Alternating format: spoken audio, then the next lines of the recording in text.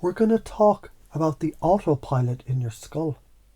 Science calls it the default mode network. Think of it as the crusty old foreman in the control room of your mind. He's got his coffee-stained mug that says, "World's Best Dad," his comfy, worn-out chair, and a stack of procedures written in stone. I'm a lawyer. I'm a good Catholic. I'm a nice person who never rocks the boat. And this foreman loves this shit. He loves the routine. It's easy. It's efficient.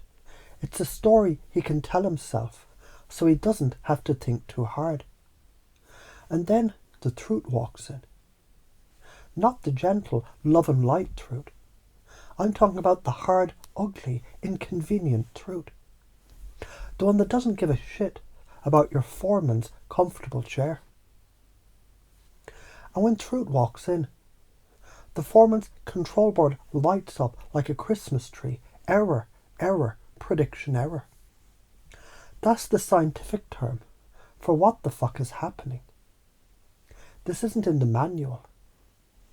Your brain's model of the world, the one you've invested your entire identity in, just got proven catastrophically wrong. And it feels like shit. It feels like a system failure, a bug, a problem to be solved so you can get back to normal.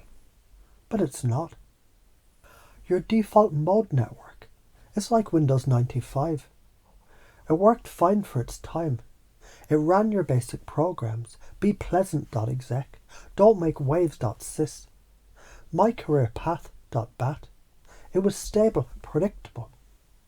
Then along came a piece of software, a new truth, a new fact, a new experience that requires a fucking neural processor this old system doesn't have. The system freezes. It throws up a blue screen of death. It feels like a catastrophe. You've two choices. You can panic, hit Control Alt Delete 1,000,000 times, and force the old system to keep running, even though it's now slow, glitchy, and can't handle the new world.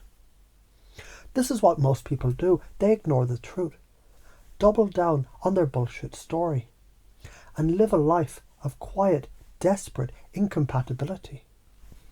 Or you can recognize the blue screen for what it really is. The installer for a new operating system. The discomfort, the cognitive dissonance, the feeling that your world is falling apart. That's the reboot sequence. It's not a breakdown. It's a fucking breakthrough. Trying to happen. Your system is being upgraded, whether you like it or not. The question is, will you let the installation finish? Or will you pull the plug and stay in the past? You already know how to do this. Think about the time you learned to ride a bike. Remember that moment of sheer pants-shitting terror when you realised your dad wasn't holding the seat anymore. Prediction error, your model of the world. I'm being held up was suddenly catastrophically wrong. You wobbled, you panicked. It was uncontrollable as hell, but then you either crashed and got back on, or you found a new balance. You installed the I can ride a bike upgrade. Your default mode network updated its files from child who falls to kid who can fly. And you've done this 1,000,000 times. When you realised Santa wasn't real. When you had your first heartbreak and learned the world doesn't care about your fairy tale notions of love. Each time it was a systems reboot. And look at you now. You survived. So why are you so afraid to do it? Because the stakes are higher. The stories are thicker. I'm a lawyer. Isn't just a job. It's an identity. Your family, your friends, your bank account, they're all invested in it. To let truth disrupt that feels like spiritual and financial suicide. You're afraid of confusion. You're terrified of what people will say. He's lost his mind. She's changed. Let me be blunt.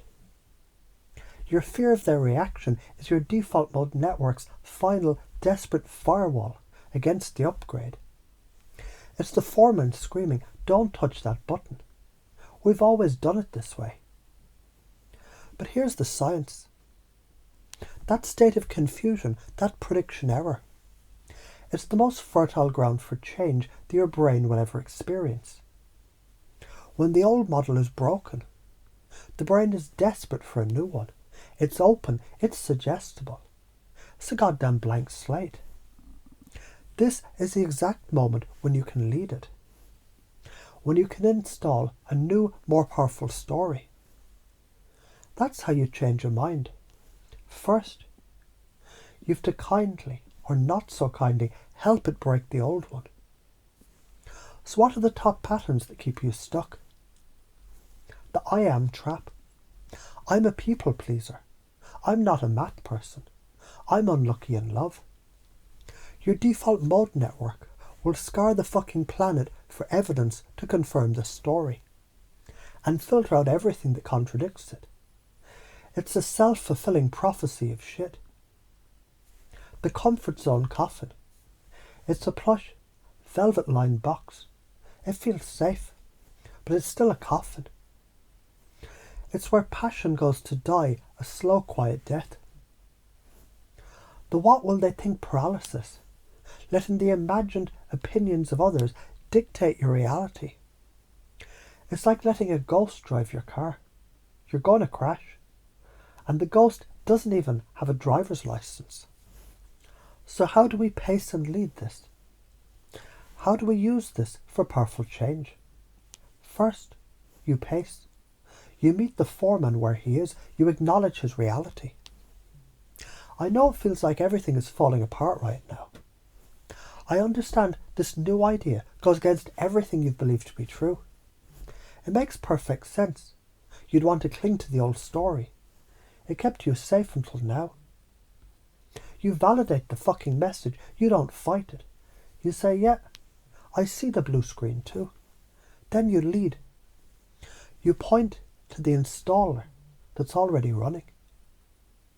And you can also notice that this discomfort isn't a sign of breaking, but of building.